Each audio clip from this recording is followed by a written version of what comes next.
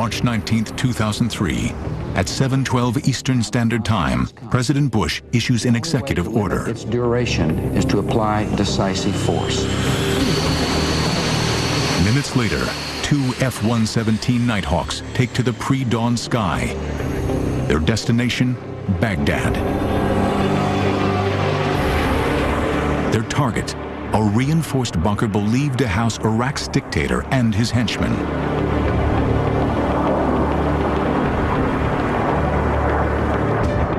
Undetected, the black jets pierce the most heavily defended airspace on Earth and prepare for a decapitation strike, one that could end a war even before it begins. This is stealth warfare.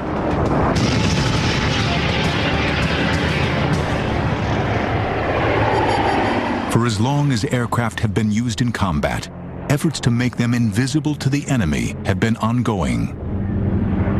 By the First World War, attempts to build stealth aircraft concentrated on the use of camouflage to make planes difficult to detect visually. By the Second World War, the development of camouflage paint has reached new levels of sophistication, but these traditional schemes can only delay visual detection. The invention of radar changes everything. By transmitting electromagnetic waves and observing the returning echoes, aircraft can now be spotted hundreds of miles away. To counter this, British engineers come up with chaff, narrow metallic strips that act as tiny reflectors. In the ensuing whiteout, enemy radar is confused. But it is not an entirely satisfactory solution. The enemy knows something is there, just not exactly where. There were certainly efforts during World War II, with dropping all these little metal streamers to try to prevent people from using radar to see your airplane. So stealth has been tried since that period. By the 1950s, the Soviets are developing a highly sophisticated and lethal defense network consisting of SAMs, radar-guided surface-to-air missiles. Once they lock onto a target, these missiles will not miss.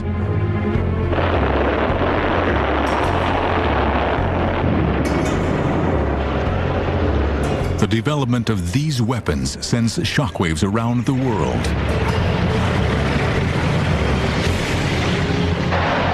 To counter this threat, the U.S. begins to produce aircraft that can fly higher than the enemy's planes and missiles. Lockheed's U-2 is the first of this new breed. The U-2 is an attempt to keep an airplane from being struck down by enemy fire, and we're looking at altitude being its primary defense against missile threats from the ground. But in May 1960, disaster strikes.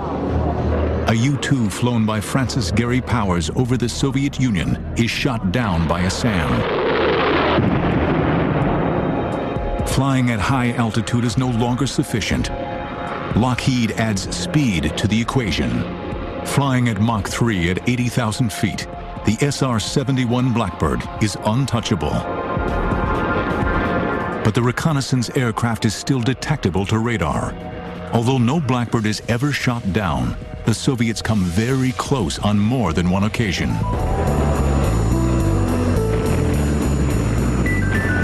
During the Vietnam War, anti-aircraft systems massively disrupt U.S. air operations. We had a tough time with their SA-2s and SA-3s, and we knew that they were developing much more sophisticated missiles. We knew that just conventional airplanes were not going to be able to survive in a high-dense, coordinated missile defense system. In 1973, during the Yom Kippur War, the Israeli Air Force loses 109 strike aircraft in just 18 days.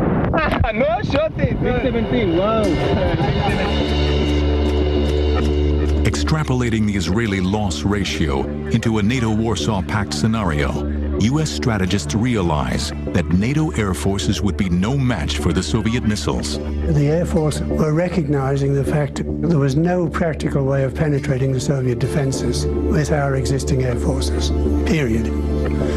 And so there was a requirement for a radical change in the stealth capabilities of an airplane to penetrate.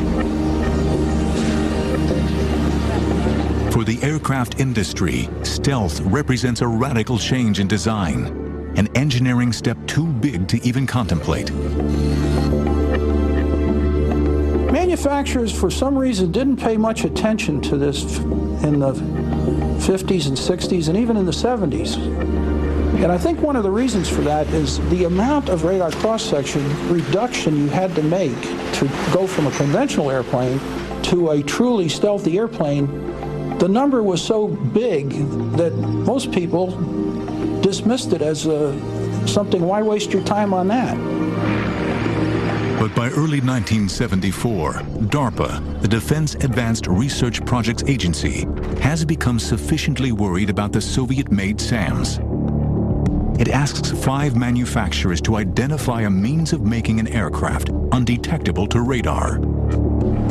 Surprisingly, Lockheed, the makers of the U-2 and SR-71, is overlooked. In 1975, Clarence Kelly Johnson retires as president of Lockheed's Advanced Development Program, known as the Skunk Works. His successor, Ben Rich, hears about the competition and lobbies hard to get the Skunk Works into the thick of the action. Dennis Overhalser is tapped to head up the development team. One day, while conducting research, he comes across an obscure paper written in 1962 by a Soviet scientist. It contains a mathematical formula for calculating the radar return of a flat object. The paper, ignored by the Soviets, is the spark that ignites the Skunk Works team.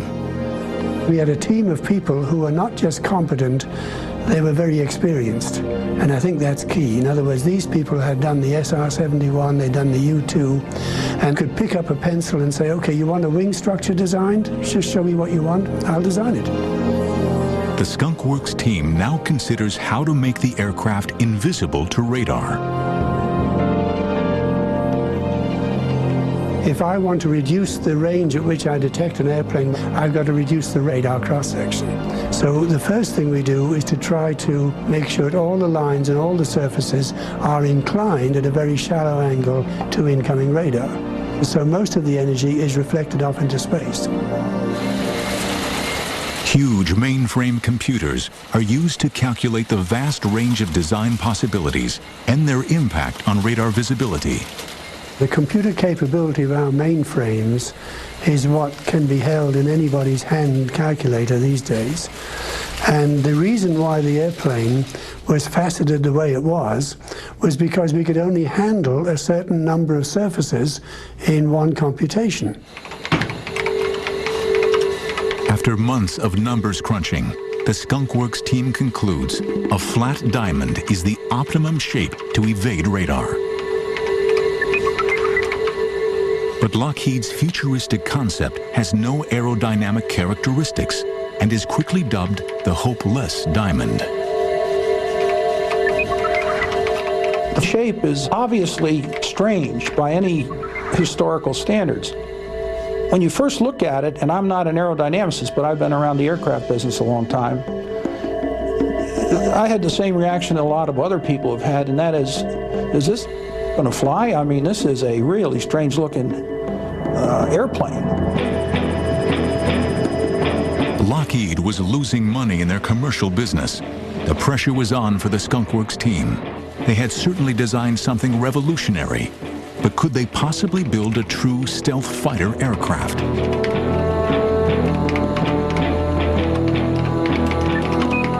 Would the hopeless diamond defy its critics and fly? In March 1990, an SR-71 Blackbird set a coast-to-coast speed record when it flew from Los Angeles to Washington, D.C. in just 64 minutes. Its average speed was 2,144 miles per hour. By the mid-1970s, the Cold War was getting hot. Soviet nuclear testing and arms proliferation is threatening international relations. America's fear of the Red Threat was definitely alive. In this, the Skunk Works at Lockheed labors 24/7 to turn a flattened diamond outline into a flying delta-wing stealth aircraft.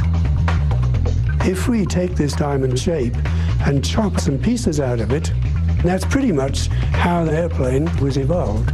We just started from that very simple concept and chopped it around until we got something that looked like an airplane.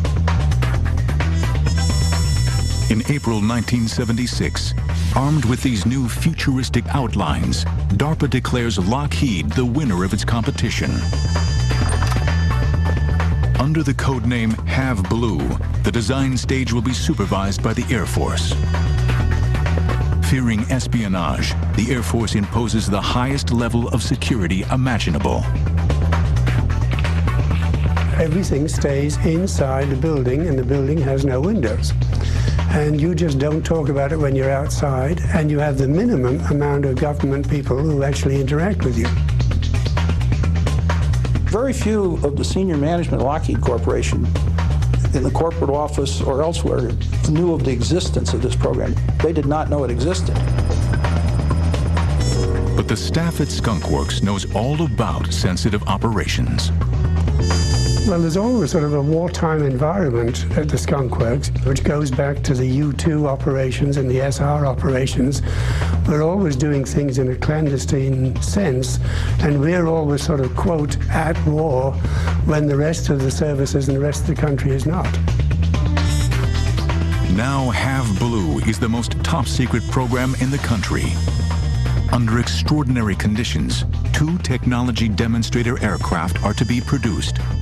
One to test the basic flying qualities of the design.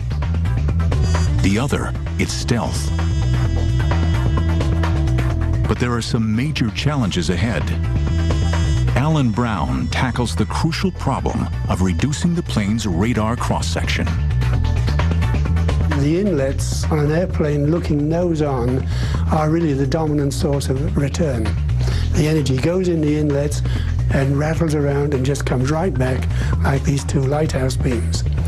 So if you can reduce that, then you've pretty much taken care of the rest of the airplane. So I came up with a fiberglass grid which incorporated an absorbing material. And we used to call it the Roach Motel because there was an ad at that time on TV for the Roach Motel. Roach Motel. The roaches check in, but they don't check out. And that was the theme with the radar waves. The waves were absorbed to a large extent by the filter at the front, but what did get through to the engine face could not come out again. Finally, RAM, radar-absorbing materials, are added to minimize the remaining radar signature. The radar-absorbing material was made in sheets like linoleum. And then these sheets were cut to fit the facets of the airplane, the flat surfaces, and then they were put on adhesively. So it took quite a bit of manpower to do all this work because the whole airplane was covered with this stuff, and it had to be done very precisely. By the summer of 1977, American moviegoers are in the grip of Star Wars mania. Meanwhile, their own government is turning science fiction into science fact.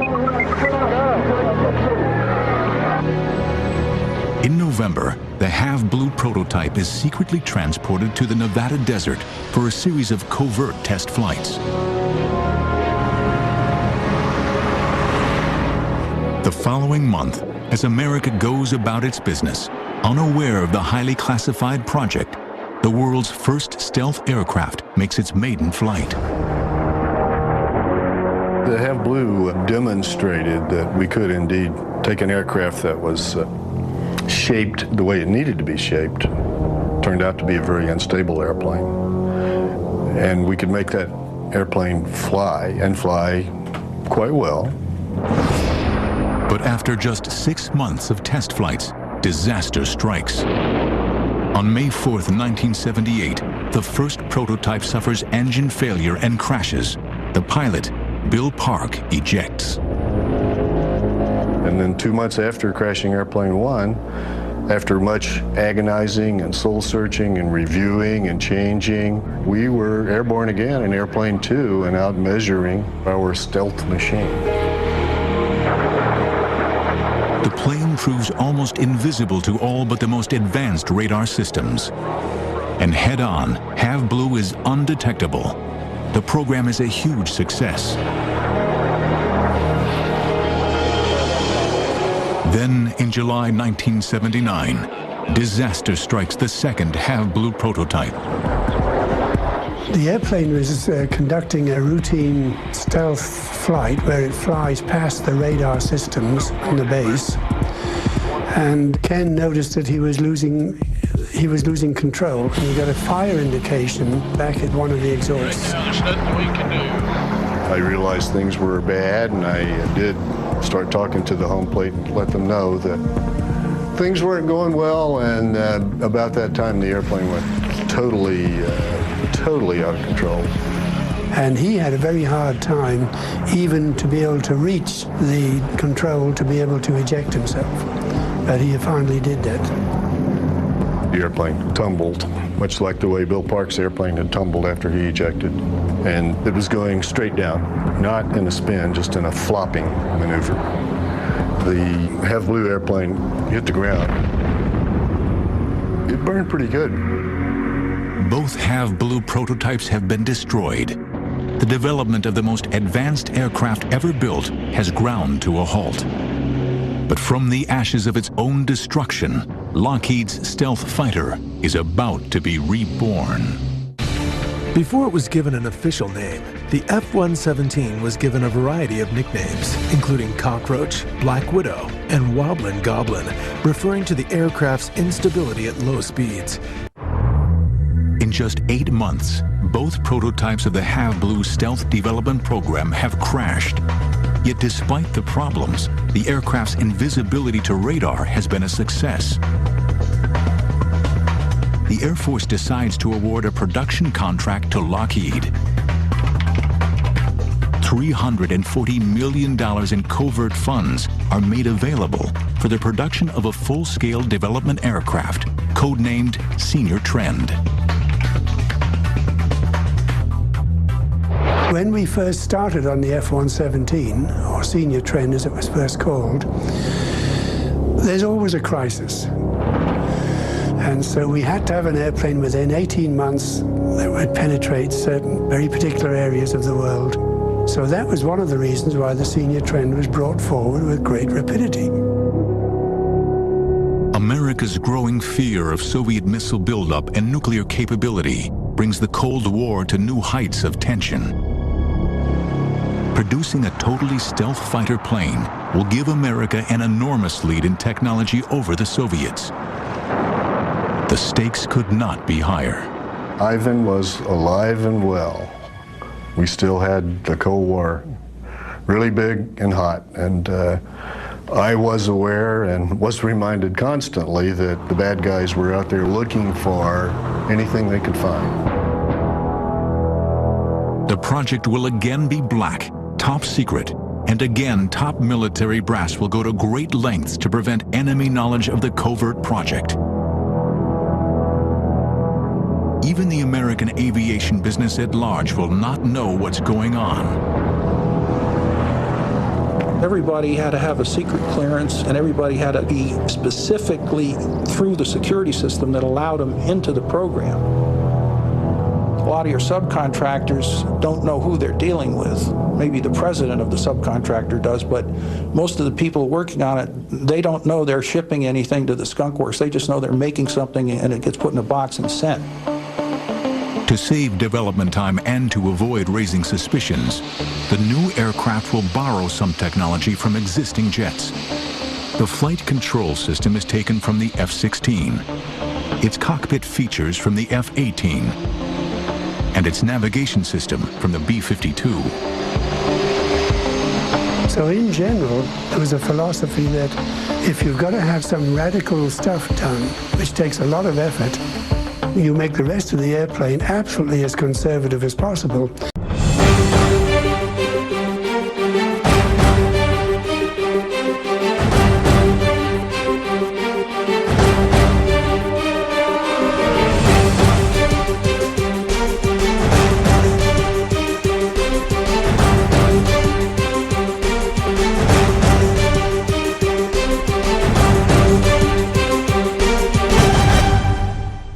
Because you do not want to stub your toe in an area which you didn't need to. Finally, on June 18, 1981, 2 years after launching the program, the Senior Trend aircraft is prepared for its first flight over the Nevada desert.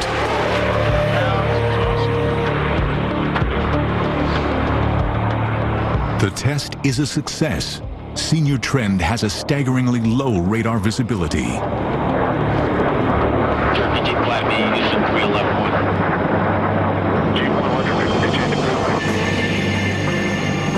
The world's first stealth bomber is delivered to the Air Force in August 1982.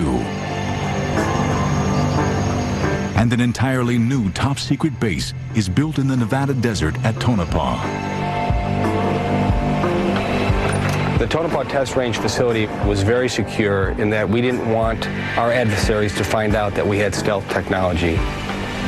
We had secure procedures to enter the area, such as hand readers, which I had never seen before except on TV, and mostly in James Bond movies, but those procedures allowed us to enter the facility and keep unwanted personnel out. As a cover for the 117, the Air Force put in a squadron of A-7 attack airplanes that were supposedly testing some new weapon systems on these A-7s. We had a cover story in that all the pilots and maintainers flew the A-7 aircraft, and that was what we used to fly up to Tonopah and to come home. During the day, we kept all the F-117 hangared so that they could not be observed by flying aircraft, satellites, or any other technology. At night, under the secrecy of darkness, we would bring the aircraft out and fly them, and we would have them hangared again before sunlight. I might add that the 117s weren't flown at night only for security reasons. There was another, even compelling reason that gets lost in the woodwork. I remember being in my office on the F-117, and Bob Dixon, who was the four-star head of Tactical Air Force, who was talking about the color scheme. And he said, "This airplane is going to fly at night, Brown, isn't it?" I said, "Yes, sir, it's fly at night." He says, "Well, paint the damn thing black." So we painted the damn thing black. First impression you get of the 117 is a Star Wars thing, the Darth Vader look about it. You see it head on, and you immediately, there's this large black, totally flat-plated, no rounded surfaces. What's unique about the F-117 is just the feeling you get when you walk up to it. Your heart really starts pounding. It's almost like you're approaching a woman that's maybe better looking than you ever thought you'd even be able to talk to. And so when you approach this woman, you do it carefully, but with a lot of respect. I always refer to it as a woman's evening dress, a little black dress. It's extremely sexy. It is a killing machine, though. Make no doubt about it. It is a killing machine, but it's a good-looking killing machine. A new unit, the 4450th Tactical Group, is created to fly the new black jet, and a new name is needed. The aircraft is given a surprising designation, the F-117. This was definitely an attack airplane, and of course the question then is, why is it called an F-117 when F stands for fighter? And again, we've got to go back to Bob Dixon, who was head of TAC, and he was going to use his very best fighter pilots on this program because it represented the top point of the Air Force. Well, no fighter pilot worth his salt is going to fly an airplane with a B designation in front of it, and maybe not an A designation, which means attack. So they called it an F, to make the fighter pilots feel like they're flying fighters. It's a fairly roomy cockpit for a single-seat fighter. I thought it would be a small kind of a cockpit, say like the SR-71 or the U-2. And when I actually got in it, there's plenty of room for all the equipment that's required to operate the aircraft. Without this flight control technology, the pilots would have a tough time flying the jet. I thought that I was going to feel a little bit disconnected, more like somebody operating a computer, where I might have been kind of along for the ride, inputting my vote here and there. I call it a wet bag of cement or a Coke machine. If it loses its ability to fly-by-wire, it is a inherently unstable platform. It has no glide. It will fall to the earth, probably and not in a polite fashion, I might add. Nonetheless, when you're actually sitting in the cockpit and you're advancing the throttle or you're engaging a left turn or a right turn with the center stick, the aircraft flies just like any other fighter that I have flown in the past. The aircraft is so well designed and modeled that you really feel like you're strapped to the machine and you are putting the aircraft and the weapons exactly where you want to.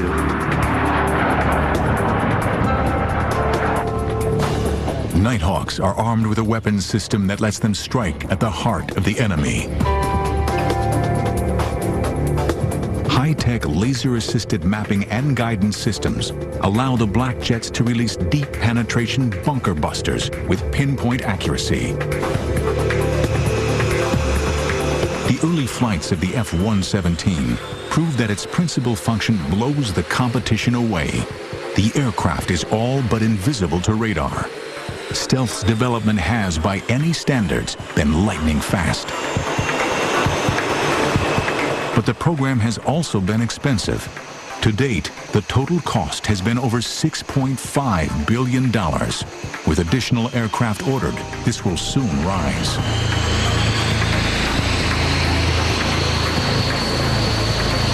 By the late 1980s, America has its conceptual aircraft, but one question remains. How will the most expensive aircraft in military history perform in combat? The answer would come sooner than anyone could imagine. Since radar emissions would give away its location, the F-117 does not carry radar. Instead, the aircraft navigates primarily by GPS and high-accuracy inertial navigation. November 10, 1988. The Air Force announces the existence of its top-secret F-117 at a Pentagon press conference, much to the surprise of many.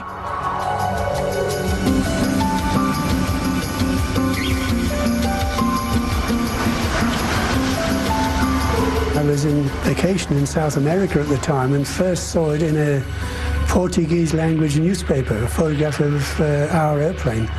And my immediate reaction was to try and call somebody in Washington and say, do you know there's a picture of our airplane in a Brazilian newspaper? A total of 59 aircraft are being procured. 52 of those have been delivered and 7 more are in production. The reason, of course, was that as the Air Force expanded the number of airplanes and pilots, they decided they better start flying during the day. By the fall of 1989, America's stealth fighter is no longer shrouded in secrecy. The combat-ready F-117 is about to be unleashed. As president, I have no higher obligation than to safeguard the lives of American citizens. And that is why I directed our armed forces to protect the lives of American citizens in Panama and to bring General Noriega to justice in the United States. Though Panama has no radar-guided defense network, F-117s would spearhead Operation Just Cause.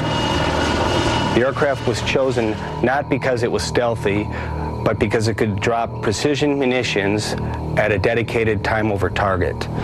Those two were keys to the mission.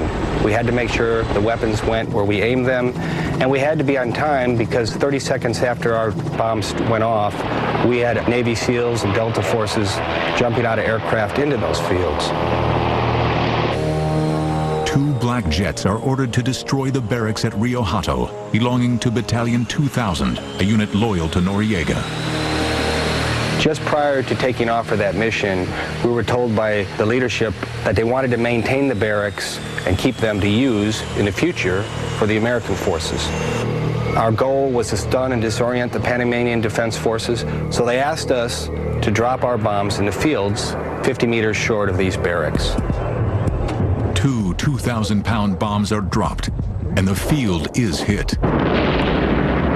But back home, the F-117's first operational mission is considered a failure. Bombing fields is not what expensive stealth bombers are supposed to do. After Operation Just Cause, people in the media tried to say that the stealth fighter was not successful. The media was looking for a story on wasting taxpayers' money and buying this technology. The stealth program is criticized by Congress and labeled too expensive. The total program cost about $8 billion. When I say total cost, I mean the total development cost, total flight test, produced 59 airplanes, all the spares. That even includes $200 million to build the hangars at Tonopah. And it is a true bottom line number. Now, I know this was in 1980s and so on, but even so, if you compare that with other aircraft programs, most aircraft development programs cost today $20 billion. But the Air Force successfully champions the Nighthawk's case. The fact is, the F-117 is accurate and cheap.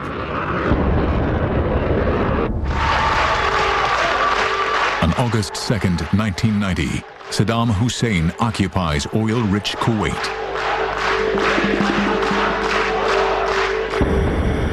Just a month later, the 37th Tactical Wing begins a very public deployment to the King Khalid military air base in Saudi Arabia.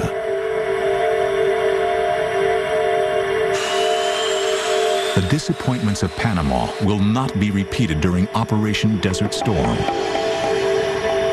It's at the tip of the fighting spear in terms of knocking the door down. If you got to go downtown, you got to take out those strategic targets, and you've got to penetrate that integrated air defense system. The F-117 is the weapon system of choice. It is our ability to reach out and touch the bad guy before he even knows we're there. It's kind of like being a thief in the night. You're stealing that guy's capability to shoot back at you. 22 minutes after midnight, on January 17, 1991, F-117s from the 415th TFS attack. All of their targets are hit with an unprecedented degree of precision. We can put that bomb right on that very spot that we're intending to, be it through the window, on the air conditioner on the top of the building, and we can destroy or take out the precise objective. And we can do this right downtown.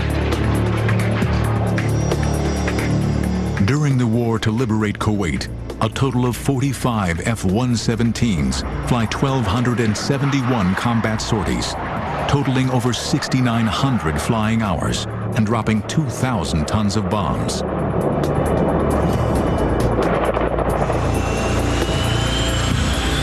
Representing just 2% of the attacking force, Nighthawks dropped almost 40% of the total number of bombs used in the conflict.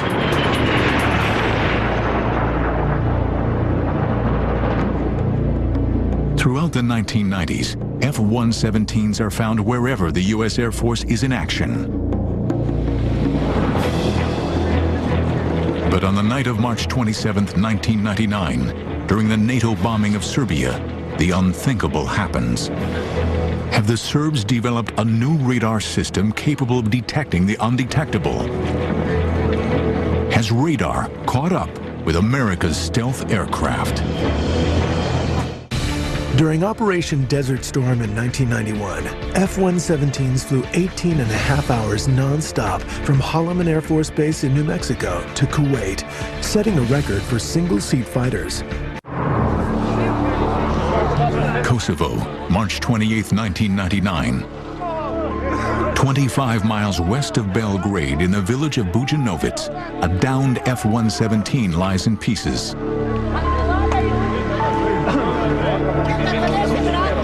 Serbian television transmits pictures of the wreckage around the world. The images send shockwaves throughout the U.S. as the Pentagon refuses to explain the cause of the crash. Get your cameras out and take a shot. During the course of the 1990s, there had been 6 major incidents involving F-117s. At an air show in Baltimore in September 1997, a black jet disintegrated in midair, crashing in a residential area.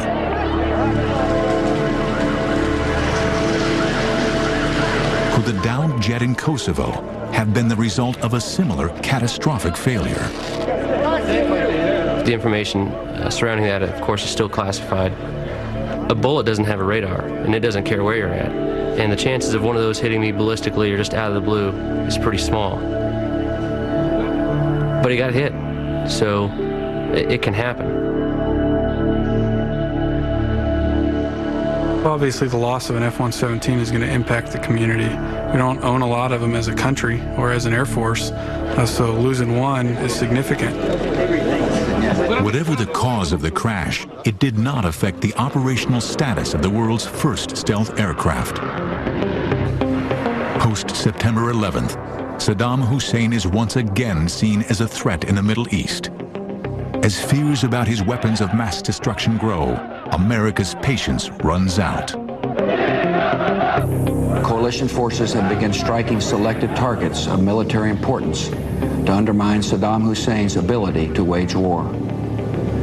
Now that conflict has come, the only way to limit its duration is to apply decisive force. In Operation Iraqi Freedom, F-117s would draw first blood. Flexibility is what the F-117 gave us in Iraqi Freedom. The very opening night of the war, where they had a key target that they needed taken out, they had to figure out very quickly what kind of airplane was going to go in there and take out that target, and their choice was the F-117.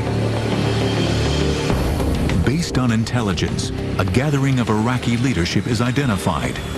In a military decapitation exercise, stealth will be used to try to eliminate the key players of the regime. I mean, man, if you could hit the one target that completely ceased all hostilities, that'd be the juiciest target of all. If I could go in there one night and stop the war, that would be money. If it was the one right downtown, right in the center, the hardest one to get to, that's the job of the F-117, is to hit that target. That was the objective of night one. If we can cut the head off the snake, the game's over. At precisely 4 a.m. local time, 4 2,000-pound bunker busters hit an underground complex thought to contain Saddam Hussein and his top generals. Though the mission was a success, its objective failed. A defiant Saddam appeared on television a few hours after the strike. Iraq's dictator was still very much alive.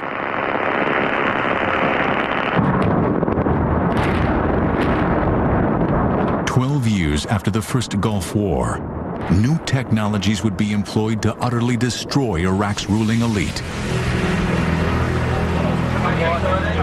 But Baghdad, one of the most heavily defended cities in the world, is no easy target.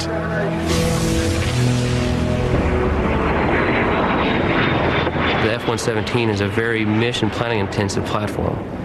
Our tactics are all talked about, contrived, built on the ground and put into the computer.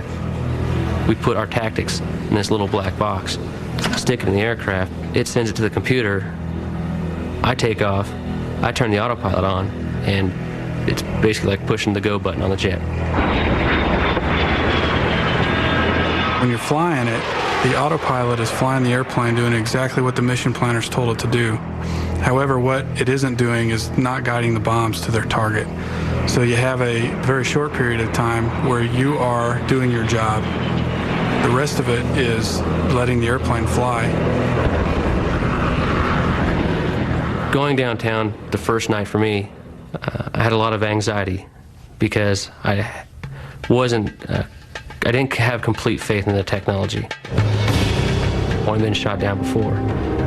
So I was a little nervous about going downtown because you just don't know what to expect. And all the while, you're flying directly toward the city where all the bad things happen. And we knew Saddam didn't like our black jet. So here I am, knowing that, I mean, well, wouldn't I look good with an apple in my mouth on a silver platter on his table, you know what I mean? So looking out over the distance and seeing this circular city of lights, and I think it might have been the oil fires, there was a glow around the city. That just added to the surrealism. You hit a predetermined point that we call an IP, which stands for initial point. Once you cross that point, the aircraft will make an appropriate turn or descent to align itself on its attack axis. All does it automatically. You're just systems managing at that point. And the next thing you know is AAA starts lighting up over the town. And I thought to myself, wow, that's a lot of lead in the air. And you keep looking at that point that turns you left into Baghdad. And you just stare at that thing going, boy, here it comes, here it comes. The next thing you know, you look to your right, lots of AAA, lots of SAMs, and the jet turns right into it. And you're like, oh my God, down the chute we go. Once it makes that initial turn onto its attack axis, you run through a series of steps. You want to check, for example, your fuel, your altitude, your time, where you're at in the timeline, and your speed. That will run you through this ballet of sorts to get you into that bombing run mode. I'm so thankful that I'm on the delivering end when I'm flying the F-117, because I would not want to be asleep in the middle of the night, or awake for that matter, and then have something that I never heard coming, never saw it. Although, in another respect, maybe that's the quick and painless way to go if you're the enemy. No official statistics on the effectiveness of Nighthawks during Iraqi freedom have been released, but its contribution was immense. No other aircraft in the U.S. arsenal can do the job it does so well. The F-117 was the first aircraft that was just purely designed around the idea of stealth and being able to go into a highly defended target area with near invisible capability, deliver precision weapons, and then get back out safely. And obviously it's proven itself several times in that scenario. The aircraft, designed in absolute secrecy at the height of the Cold War, is as potent a weapon today as it has ever been. The F-117 is capable of utterly destroying defense infrastructures without ever being detected. For its pilots, the advantage in modern warfare is unbeatable.